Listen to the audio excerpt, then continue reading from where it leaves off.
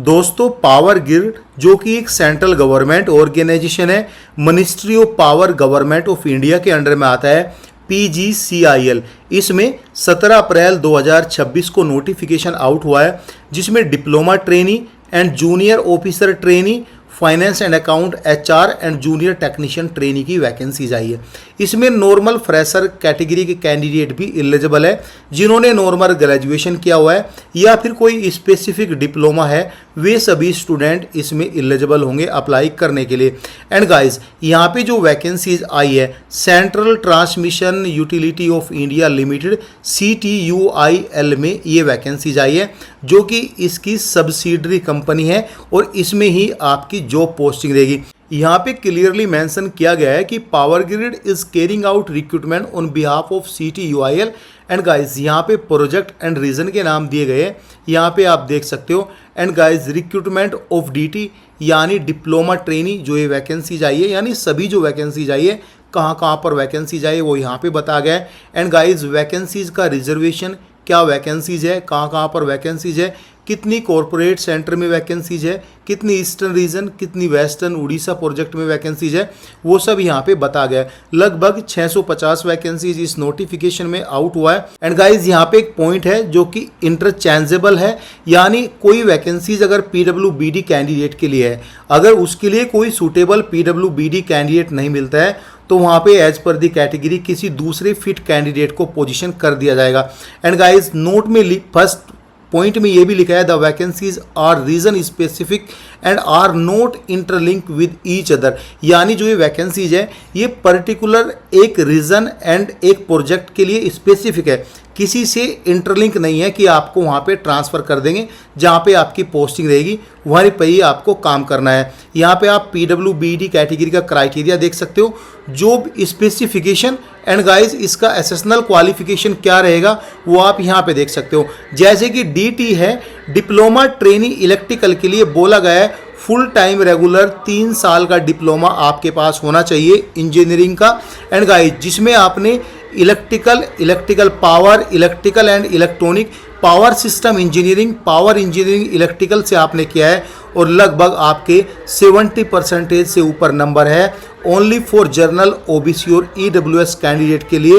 And guys यहाँ पे ये भी लिखा है passing marks only for ST/SC PWBD candidate के लिए, यानी PWBD कैंडिडेट के लिए कोई भी स्पेशल क्राइटेरिया नहीं है, अगर वह जस्ट पास ही है तो भी इसमें एलिजिबल है अप्लाई करने के लिए। लेकिन अगर OBC, जर्नल और EWS कैंडिडेट चाहेगा इसमें अप्लाई करना तो उनको 70% नंबर दिखाने होंगे, जो कि हायर टेक्निकल क्वालिफिकेशन होता है, जैसे BTech होता है, ME MTech होता है, और विदाउट डिप्लोमा के कैंडिडेट यहाँ पे अलाउड ही नहीं है, तो यहाँ पे ये ध्यान से काम करना है।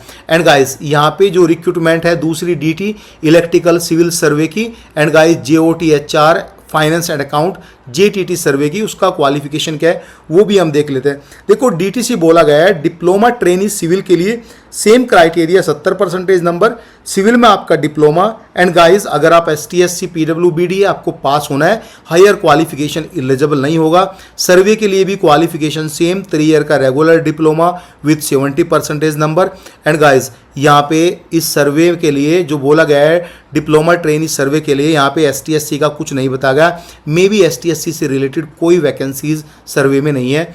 JOT यहाँ पे जूनियर ऑफिसर ट्रेनी के लिए जो HR की वैकेंसीज है, 3 ईयर ग्रेजुएशन यहाँ पे मांगा है, लाइक BBA आपने किया हो, BBM किया हो या फिर BBS किया हो या इक्विवेलेंट कोई क्वालिफिकेशन आपके पास है जिसमें आपको 60% से नीचे नंबर नहीं होने हैं, यानी आपके नंबर इस क्वालिफिकेशन में 60% से ऊपर नंबर होने हैं। Journal EWS and OBC NCL category के लिए वही एलिजिबल होंगे।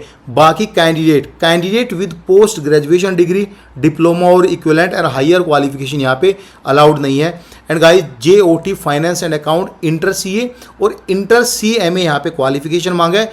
बाकी जो कैंडिडेट है जिनके पास अदर क्वालिफिकेशन है वह यहाँ पे एलिजिबल नहीं किए जाएंगे।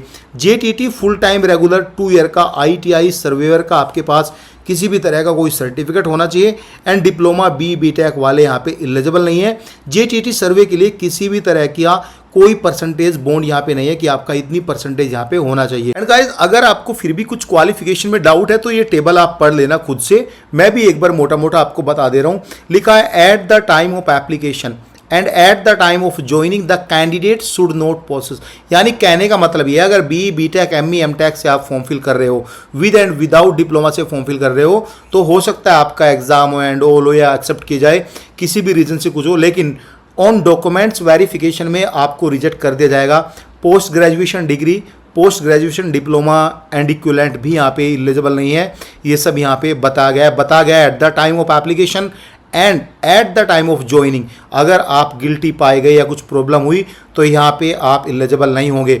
एंड गाइस पॉइंट ये भी है the percentage of marks is in essential qualification shall be consider without rounding off final year.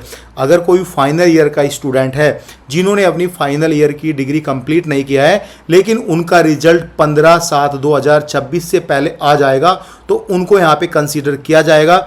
And guys way without any percentage है अप्लाई कर सकते हैं। राउंड फिगर में यहाँ पे जो है काउंट किया जाएगा विदाउट राउंडिंग ऑफ, मतलब कि आपका राउंडिंग ऑफ फिगर किया जाएगा। सपोज करो अगर 69 परसेंटेज है उनको 70 में ही कंसीडर किया जाएगा फाइनल ईयर, लेकिन बाद में पता चलेगा कि वह 70% लेके आते नहीं तो उसी के बेस पे यहाँ पे देखो यहाँ पे लिखा है कि percentage aggregate of all semester year up to be final year examination, यानी ये सभी फाइनल ईयर एग्जामिनेशन पर डिपेंड होंगे।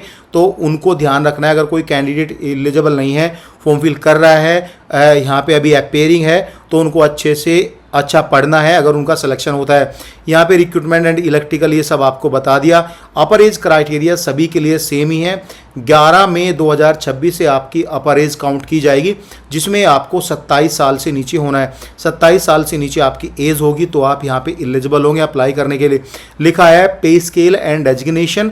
पे स्केल डेजिग्नेशन में लिखा है जब आप अंडर ट्रेनिंग जाओगे तो अंडर ट्रेनिंग 1 साल की आपकी ट्रेनिंग होगी, वहाँ पे आपको कुछ पे स्केल पे सैलरी कम भी मिलेगी, यानी आपका जो HRA 12% ये सब दिया गया है। उसके बाद जब आपकी फाइनल ज्वाइनिंग होगी on completion successful completion training तो 12 लाख अप्रोक्स आपका LP होगा, यानी 1 लाख रुपए तक का आपको सैलरी मिलेगी, वो सब यहाँ पे बताया गया है। एंड गाइस सर्विस बॉन्ड भी होगा। आफ्टर द ट्रेनिंग आपको 3 साल का एक सर्विस बॉन्ड देना है, आपके हाथ से कोई पैसा नहीं जाएगा। यहाँ पे जर्नल OBC NCL EWS को 2.5 लाख रुपए का बॉन्ड देना है। ST SC PWBD कैंडिडेट को 1,25,000 रुपए का बॉन्ड देना है। ये आपको जस्ट एग्रीमेंट कैंसिल चेक जैसा भी कोई डिमांड्स एजेंसीज करती है उनके अकॉर्डिंग यहाँ पे बॉन्ड होगा। बाकी ओनली फॉर JTT पोस्ट जिनके पास ITI का सर्टिफिकेट मांगा था वहाँ पे जर्नल OBC NCL को 1,25,000 का बॉन्ड देना है। इसके ही half ST SC PWBD category को 62,500 रुपये का बॉन्ड देना है। एप्लीकेशन फ़ी में अगर आप DTE DTC and guys DTS JOTHR का फॉर्म फिल कर रहे हो तो यहाँ पे आपको 300 रुपये देनी है। बाकी अदर पोस्ट के लिए यहाँ पे 200 रुपीज़ यहाँ पे करनी है।